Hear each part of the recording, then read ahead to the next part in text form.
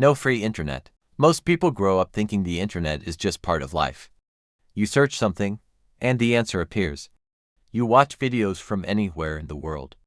But in North Korea, that version of the internet doesn't exist in the same way. Instead, there is a closed system called Kwangmuang Intranet. Launched in 2000, contains roughly 5,000 websites, compared to over 1.8 billion on the open web. It looks similar at first: websites, pages, search bars, but everything inside it is already filtered. Nothing global, nothing open, nothing unpredictable.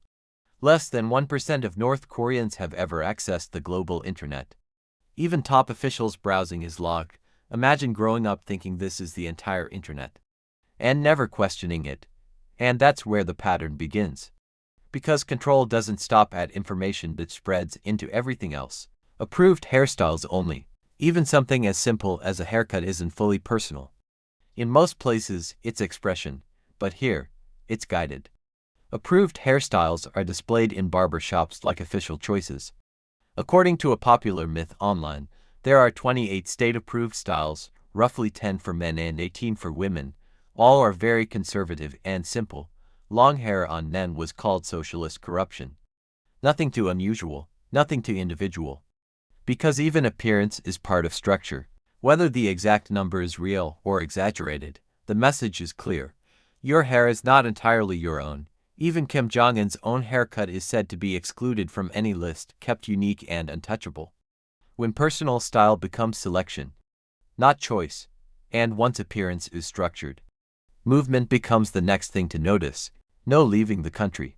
Leaving a country is usually simple. A decision, a ticket, a direction, but here, it's different. Leaving is not something most people ever do.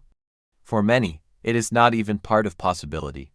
Since the 1950s, only about 30,000 defectors have reached South Korea, less than 0.1% of the population. That's roughly the crowd of a small stadium. The outside world exists, but only as distance. Something seen from far away, not experienced. Citizens caught trying to leave face 5 to 10 years in a labor camp. Their families are often sent to re-education villages far from cities. What does outside even mean, if you've never been allowed near it? And when movement is restricted, life begins to feel contained. Controlled TV channels. Television still exists, but only a few channels are available. North Korea has 3 state-run TV channels, compared to the average 189 channels in U.S. homes. They broadcast only a few hours each evening, then sign off. They don't run freely, and everything comes from the same source. No competing voices, no alternative perspectives. Just one continuous message, and when a message is repeated long enough, it stops feeling like messaging. It starts feeling like reality. Studies show 96% of airtime is either propaganda or military music. Weather forecasts even include praise for the leader. Repetition is powerful enough to erase comparison. Illegal media. Outside entertainment exists in the world. Movies, music, shows, but here, it is restricted. Foreign media is not just unavailable, it is controlled. Possessing a single South Korean film or K-pop file can lead to 5 to 15 years in political prison. Even watching a smuggled DVD with family is a crime. Because it carries something more than entertainment. It carries perspective. Different lives, different systems, different possibilities. And even a simple film can show a world that doesn't match the one you know. So access to it is limited. In 2021, a 22-year-old was publicly sentenced for watching a smuggled copy of Squid Game. The government calls outside culture spiritual poison. Sometimes the most powerful thing in media is what it makes you imagine. No criticism of the leader. In many countries, people question leaders freely. They argue, they debate, they complain, but here, speech works differently. Even small criticism can carry serious consequences. Article 12 of the Constitution demands absolute loyalty.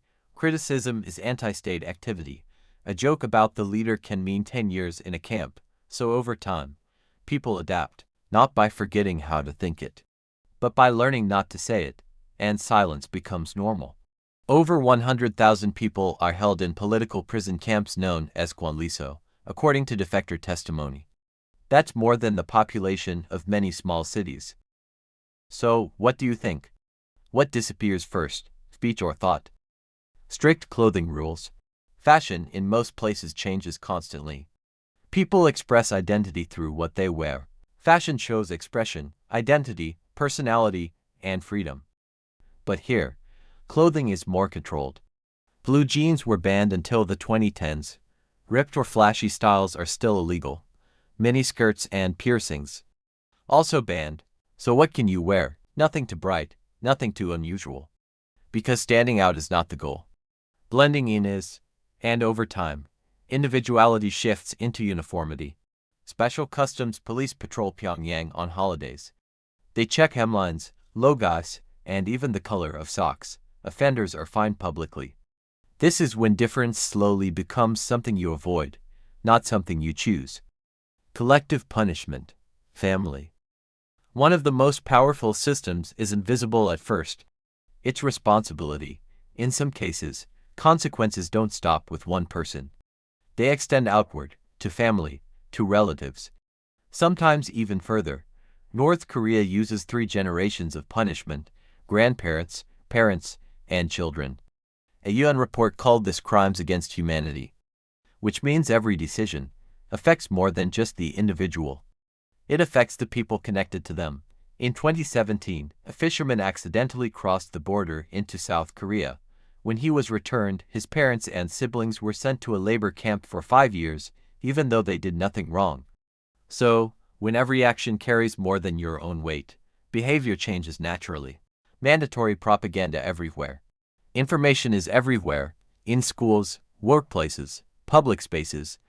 Messages are repeated constantly. Images, stories, narratives. Every home must display portraits of Kim Il-sung and Kim Jong-il. Failure to dust them daily can be reported by neighbors, not in an obvious way, but in a continuous one. Schools start each day with 30 minutes of revolutionary songs. Workers attend weekly self-criticism meetings where they confess small mistakes, until repetition stops feeling like influence and starts feeling like truth. A defector told CNN, "You can't even go to the bathroom without seeing a poster telling you to love the leader. There is no escape." What you see every day eventually becomes invisible, even if it shapes everything. Control of reality.